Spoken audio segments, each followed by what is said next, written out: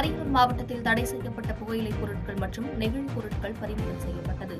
அரியலூர் மாவட்டத்தில் நகராட்சி துப்புரவு ஆய்வாளர் தர்மராஜா தலைமையிலான நகராட்சி அதிகாரிகள் பள்ளிகள், கோவில்கள் இருக்கும் பகுதியின் அருகே உள்ள கடைகளில் ஆய்வு மேற்கொண்டனர்.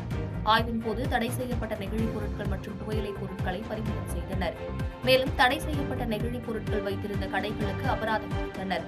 மேலும் உணவகத்திலும் சுத்தமான முறையில் உணவு தயாரிக்கவும், உணவை வாழை இலையில் பரிமாறவும் கூறி அறிவுரை வழங்கினர்.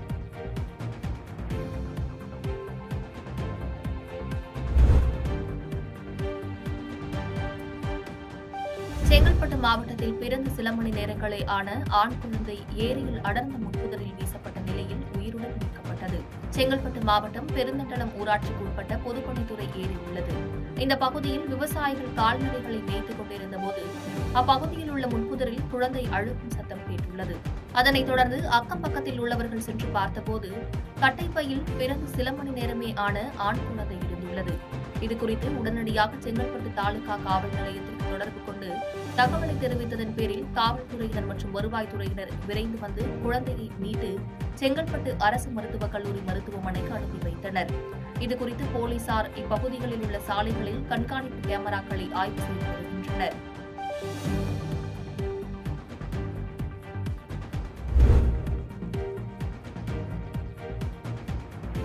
திருப்பூர் மாவட்டம் தாராபுரம் அருகே இருசக்கர வாகனத்தில் புகுந்த 4 அடி நீளம் கொண்ட பாம்பை தீயணைப்புத் துறையினர் உயிருடன் மீட்டனர்.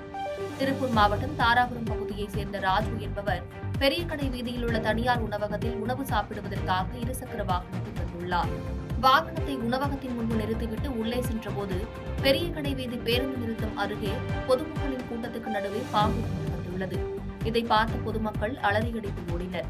அதன் பிறகு ராஜுவின் இருசக்கர வாகனத்தில் பாம்பு நுழைந்துள்ளது. இதனை கண்டு அதிர்ந்து போன ராஜு தாராபுரம் தீயணைப்பு நிலைய அலுவலகத்திற்கு தகவல் தெரிவித்தார். தகவலின் பேரில் விரைந்து வந்த தீயணைப்பு படை வீரர்கள் பாம்பினை வெளியே எடுத்து லாபகமாக பிடித்தனர். இதனால் தாராபுரம் கடைவீதி பகுதியில் பெரும் பரபரப்பு ஏற்பட்டது.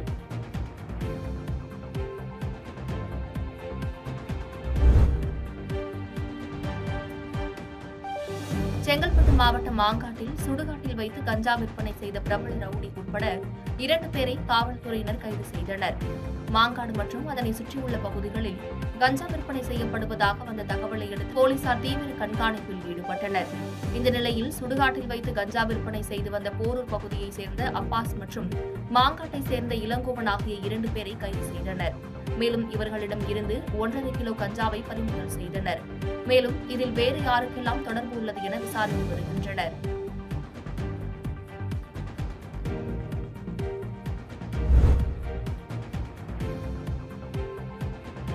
திண்டுக்கல் மாவட்டத்தில் விசேஷ காலங்களில் பூ மார்க்கெட்டில் பூக்கள் எதிர்பார்த்த விலை போகாததால் விவசாயிகள் கவலையடைந்துள்ளனர். திண்டுக்கல் மாவட்டம் நிலக்கோட்டையில் பிரசித்தி பெற்ற பூ மார்க்கெட் உள்ளது. இந்த மார்க்கெட்டில் இருந்து சிங்கப்பூர், மலேசியா, அமெரிக்கா உள்ளிட்ட வெளிநாடுகளுக்கும், திருச்சி, சென்னை, கோவை உள்ளிட்ட மாவட்டங்களுக்கும் அதிக அளவில் பூக்கள் ஏற்றுமதி செய்யப்படுகின்றது.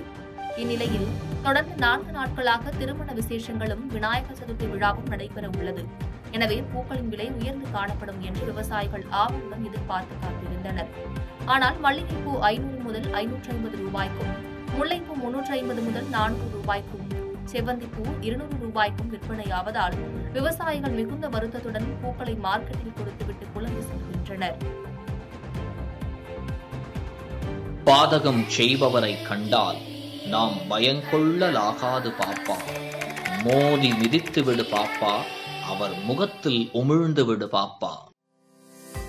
அண்மை செய்திகளை உடனுக்குடன் தெரிந்து கொள்ள இணைந்திருங்கள் இயம்நாடு தொலைக்காட்சியுடன்.